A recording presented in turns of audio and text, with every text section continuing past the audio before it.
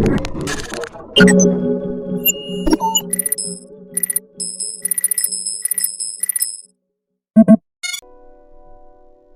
everyone to the Squally game hacking series. Today we'll be watching the 5th stage from memory edition. So let's jump into it.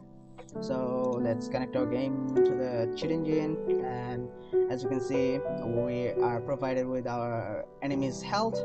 So in the previous videos we have tried to decrease the value and try to find it. So let's try to find the value after the enemy regains its health. Okay, it's 84. Okay, it's 67.7 low. So let's search it. Exact value per scan. Okay, so let's perform some damage, and we give our enemy a chance to heal itself.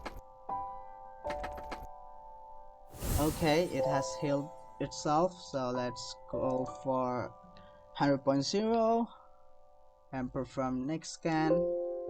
Yeah, we got a value address here, so I believe that's our enemy's health value. 50. Yeah, that's the health value. So let's kill our enemy, and it is died. Thanks for watching. We'll meet in the next video. The next video is gonna be a bit interesting, so hope you'll enjoy it. Thank you.